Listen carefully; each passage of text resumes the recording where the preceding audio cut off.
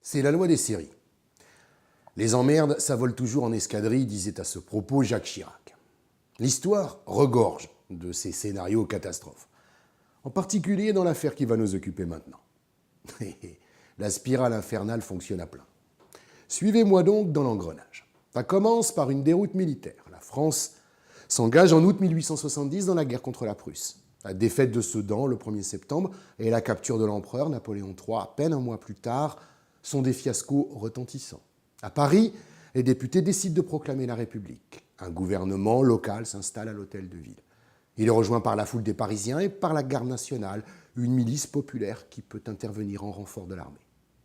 La guerre n'est pas finie et les Prussiens se dirigent vers la capitale dont ils font le siège.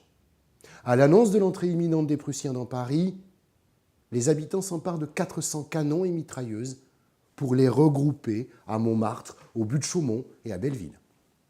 À la tête de l'État, Thiers veut en finir avec l'insurrection larvée des quartiers populaires. L'affaire des canons lui en fournit le prétexte. Il donne l'ordre aux militaires d'aller rechercher les pièces d'artillerie dans les endroits où elles sont stockées. Le coup de force intervient dans la nuit du 18 mars. L'ordre est donné aux troupes stationnées dans les casernes ou les bivouacs des Champs-Élysées, de la place de l'Étoile et du Trocadéro, de se préparer en emportant armes et munitions. Échec sur toute la ligne. Pire, les soldats fraternisent avec les Parisiens.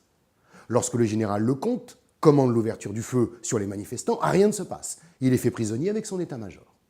À Montmartre, comme au but de Chaumont, la troupe se rallie à la foule des insurgés.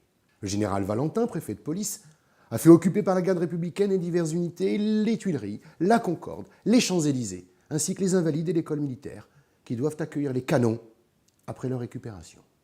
À midi, les premières barricades sont érigées et les groupes, suivis par les bataillons de gardes nationaux, convergent vers l'hôtel de ville, tenu par Jules Ferry, le maire de la capitale. Le gouvernement de Thiers est en échec. La commune, elle, est en marche. Après la défaite militaire, c'est la guerre civile et le bain de sang de la répression versaillaise. 2 mois plus tard, l'escalade du pire. Le 18 mars 1871, les débuts de la commune. Une journée noire, historique, à suivre heure par heure, ce mois-ci, dans Historien.